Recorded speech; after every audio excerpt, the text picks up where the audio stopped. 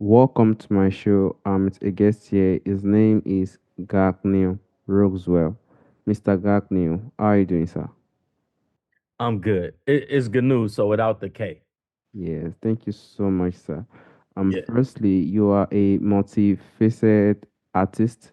You are also a social worker and an educator. Can you please, sir, discuss more about yourself and how you're doing currently now, sir? Yeah, so was previously working in social work as a case manager. So basically working Mm, with youth who are in foster care, but who also are on juvenile probation. Um and so they're like kind of in and out of uh juvenile hall and detention camps and stuff like that. mm, Um and really mentoring them to try to help them get out of trouble and finish their probation so that they could not be in juvenile hall. Um so yeah, I've been doing that for 15 years. I recently left that organization. So now I'm just working with an organization called Peace for Kids, which we do programming for youth who are in foster care. Um and I manage the volunteers and the outreach for the organization. So All right. Thank you so much, Mr. Gartnew. And do you also have a book you are planning to write? Because I checked your background. I don't think you've written any book. Are you planning of writing any book, sir? Oh, actually, I have written a book. I wrote a book a while ago, actually. It's called Under the Influence, where hip hop meets psychology. And that is because I'm a hip hop artist. Mm, So the project was it was a concept project. It was with a hip hop album attached to the book. So the book dealing more with so the album was written sort of like a movie where the character is going through different struggles and family dynamics that okay. mirror some of the youth that I work with. Um, and then the book was like a case study on his life coming from the psychology side of it and my social work background and studying psychology. So it was a way of kind of doing a case study of this youth's family dynamic and breaking it down from that standpoint, really trying to do I guess trying to give my community just some food for thought Yeah. in that realm. Yes, I completely agree with you, Mr. Gartnew. It's not easy to write a book when it comes to the music world today. And that is why I would like to dive more when it comes to probably your hip hop career and what you can see when it comes to hip hop, sir. Like I would like to know how you see the roots of hip hop culture, and do you think it really ties to the African American experience, sir? Yeah, whole completely within the good parts of it and the bad parts of it. Mm, I think when you talk about the African American community, there's a struggle because yes, we have African roots, but we've been detached from our roots for hundreds of years now, mm, and we're still not really accepted in the place that we're in. So we kind of live in this limbo of being detached from our homeland, from our roots, mm, and not accepted in the space that we're in. And the experience has been abusive for the whole 400 years. So with that, you get some really unhealthy dynamics within mm, that, as well. So like I can't pretend like everything in the hip hop culture is good. I mean, we could clearly see that it's not, right? But at the same time, we could trace back to where that's rooted from. If a child is abused from from birth Mm, on through their childhood, yeah, when they're 20, you're going to expect them to be wilding out and acting crazy because they've been abused their whole lives. And that's kind of like what the African American experience is now. And of course, not all of us, right? Like I'm not wilding out myself, yes. but I'm just saying in a general way of speaking, you can't expect the black community in America to be the perfect model citizens in a Mm, country that's never fully accepted them and has at every turn of the way when a community has tried to make strives and progress and get some independence, there's been massacres, there's been like the crack epidemic, there's always some kind of infiltration and some kind of strategic plan to compromise a movement, to assassinate leaders, just to hold the community back, you know? mm, mm. And I completely agree with you, Mr. GaKnew, because when I also try my best to, I'm a Nigerian guy, so when I also try my Mhm. best to research and see what is going on, I also, feel this way. And also, what really caught my eye was during that time of George Floyd. I'm just a person who personally love the United States, but when I realized such thing happened to someone there, it really made me rethink. And when I also, check your, Instagram, I saw your music, it's time to take power, stuff like that. It makes me really think that, this type of strength and, probably I'll call it independence is still grooming in the black culture. And that dive me to the point of the African American youth today. Like, how do you feel hip hop can influence the African American youth today, both positively and negatively, sir? Um, well, that's what hip hop when I was a teenager growing up, Mm, hip hop was used in a positive way. We have both. There's always been a street representation or kind of like a gangsterist representation, but we used to have a positive representation too. We had groups like Public Enemy and Poor Righteous Teachers and even like Tribe Called Quest. We had from every point of the spectrum. So you had like really positive hip hop, then you had people who were in the middle and just kind of everyday people, and then you had the people that were trying to be rugged and the gangsters. Um, mm, and so there was something for everybody to pull from. It's just currently um it's oversaturated with the tough guy image. And I think that is having a very negative impact on our community. And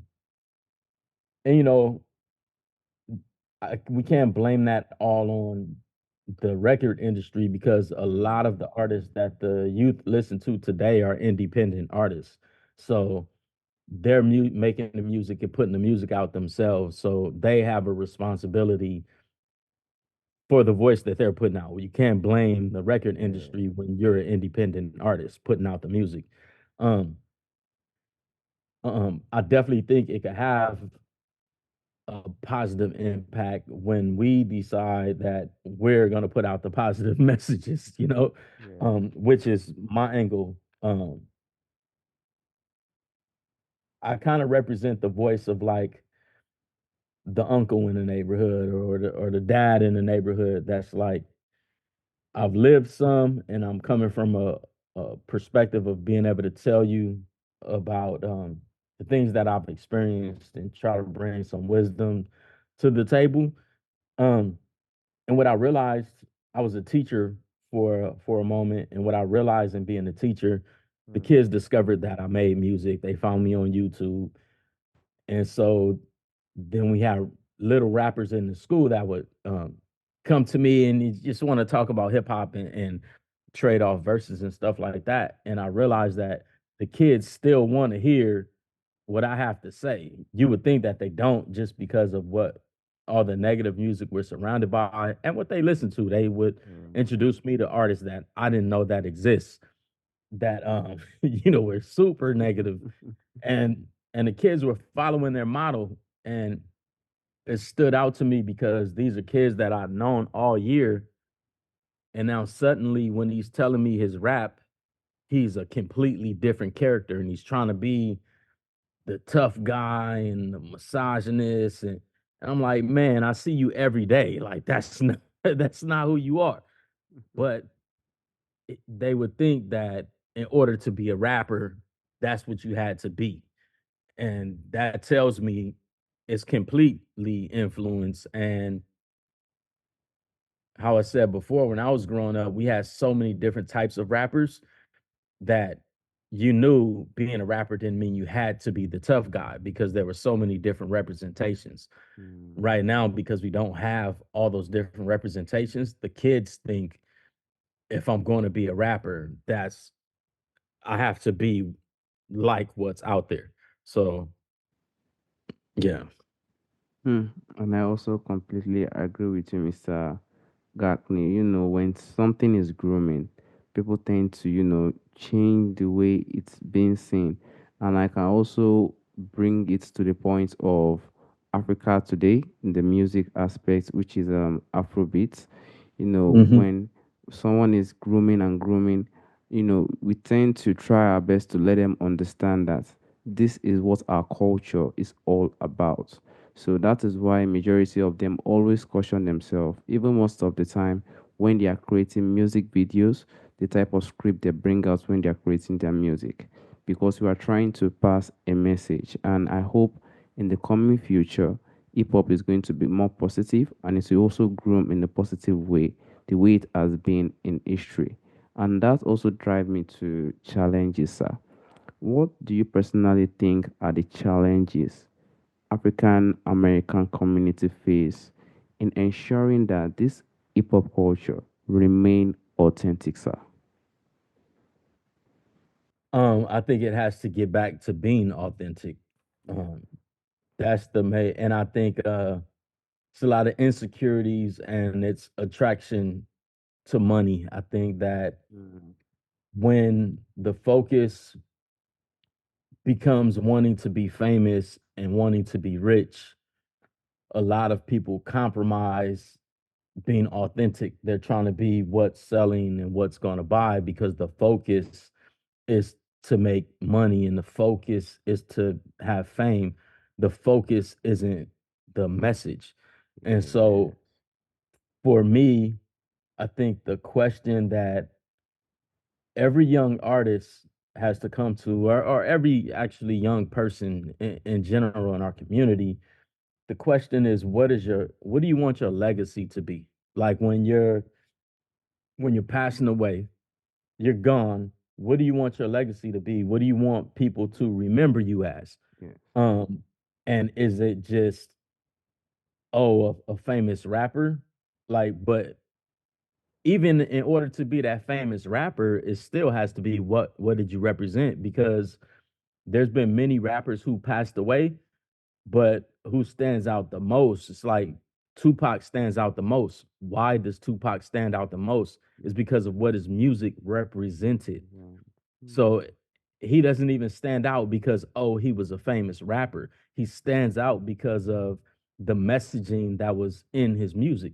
So at the end of the day, you really got to settle on even how do you want your family members to remember you? Like it doesn't even have to be anything about music or famous or anything like that. If I passed away, how do I want my closest friends to remember me? You know, I mm, don't want them to remember me as a famous rapper. I want them to remember me for being kind or being someone that they could always depend on or somebody that always had something positive to say to them or was inspiring or uplifting. Like those are the people we remember for hundreds of years. Like Martin Luther King died in the 60s, but we're still talking about Martin Luther King. Why? Because it's what he represented. Like Mandela died years ago, like decades ago, mm, but we remember Mandela for what he stood for. So um that's what we really got to be get back to is even if you're going to make music or whatever, and in the back of your mind, yeah, you would love to be famous, still stand on what you're about and focus on that. Focus on representing what you're about, what you stand for, what you want to be remembered as, and all that fame and the money stuff is going to come when you push wholeheartedly on the impact that you want to have on the world. And that'll prevent you from sounding like everybody else. Because when you begin to sound like everybody else, like nobody's gonna remember 1,000 of these rappers that's all talking about shooting and killing people because y'all all is representing the same thing. If anything, all people are gonna remember is, oh, there was a thing called trap music, or oh, there was a thing called drill music. Mm. Like they're not gonna listen back and say, man, like this really helped me through some tough times. As you talked about how many women you ran through, like Hmm. I completely agree with you, Mr. GaKnew. Thank you so much, sir. And I also like to say, the social media influences could also be part of the thing that also cause, stuff like that today. When they see their mates trying, thriving, stuff like that, they tend to just try to be their best to just, do the same thing and see if it will work for them. So I really, really appreciate you bringing the mentality of you have to just be patient. You have to find what you love. Then everything will follow. Thank you so much, sir. And I heard you multiple times saying message that you're trying to convey. Like currently now, like what message do you feel is currently being conveyed through hip hop to the African American community, sir? currently now what's being conveyed. Honestly, I think right now, it's a new wave coming. I feel change is coming. The past decade has been oversaturated with, like I was saying, like trap music and it was drill music for the past few years. But I do see a change happening with that. I feel like right now it's like a window that's opening more for even the type of music that I make that's more led with with just content and substance. I feel like the people it's always what the people are looking for. Um because what the people are looking for is what they're going to support, and what they support is what's going to pull to the forefront. Mm. And I think people right now are hungry to hear some kind of substance. My generation still loves hip hop and how's it going? Still love hip hop, but they're sick of all of the killing and all that stuff. They want to hear something else. And so right now I think there's a movement of the something else coming. Um I do think that the like therapy is being pushed a lot through the music. Like Mm. um trying to push everybody to therapy, which I'm not against therapy. Like that's great. Um But the problem I have, just speaking from the African American standpoint, is how I was saying before, this country has abused the people for hundreds of years.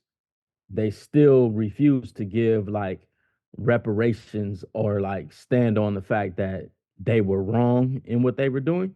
Oh. Um, and so their means of trying to make it better is force us into therapy. And I feel like that's crazy. That's like you're in a relationship abusing someone, and then they're abused and now they're going through stuff, and your way of apology, you don't apologize, you just say that you encourage them to go to therapy, Wow. but you're still an abuser. like you know what I mean, like Yeah. it's a dog chasing its tail. Like, and we've gotten to this point where it's like they're deifying therapy when therapists are just everyday people like the rest of us. So we're getting to this space where we're like worshiping therapists, or like a therapist is the answer to all of my problems. But the therapist is just a human being just like you. That's nothing more than just somebody to listen to what you're going through. They're supposed to be non-biased, but it's impossible for any human being to really be non-biased when we all approach life from a lens that was been created from our experiences. So um I don't know, like they're trying to pull us away from our spiritual beliefs and push us into therapy, but even the therapy in the academic world is crafted by um the same oppressors that's been oppressing us for hundreds of years. So yeah, I don't know. I think that's kind of what we're dealing with right now. Hmm, I completely agree. Well, we just continue to hope the future goes bright when it comes to hip hop and in Africa to the Afrobeat, which is grooming. We hope for the best. And there's a question I normally ask her from the ancestors, from the forefathers. If there is anything you would like to bring back to our time today, what do you think that thing would be, sir? It's time for us to even reach for being better than what our ancestors were. It's like all respect to the ancestors and appreciation for, man, all that they've gone through for us to even still remain on the planet. But I would be living in denial if I said that our ancestors didn't deal with um kind of the tribalism. Like we have to move. I feel like we got to move forward in a space of unity amongst all of us. Like we all need to be unified. Even from like Africa, the whole continent, to like even African Americans, like we all got to function with love and compassion for each other, and not competing with each other or warring with each other. Like historically, forever. I mean, even how we ended up here is um the outsiders are able to divide and conquer us because they capitalize off of that. They capitalize off of us seeing each other as different, off of us being, oh, this is one kingdom and this is another kingdom. And then they manipulate us with that. And we got to move to a place where we're not going to let them manipulate us anymore, not let them divide and conquer us anymore. So I think that yeah, I mean that's what I'm reaching towards, is using, it's like hindsight, being able to look back at the plight of my ancestors and learning from their plight and seeing the great things that they did. How could I use learn from that, the greatness, but also how can I learn from the mistakes that was made to be able to move forward so those same mistakes aren't being made and perpetuating what we're going through, because it's been way too many centuries of our people going through this, and that has to be over. That has to end. So I feel like we got to start um, taking some responsibility and ownership for our actions in the current day, and not just kind of like going back on the glory of what our ancestors did in the past. Hmm. Mr. GaKnew, I want to personally thank you for speaking on the world of hip hop, your experience and challenges you personally see in this world today. Thank you so much, sir. Thank you for having me. All right. Bye bye. All right, have a good one.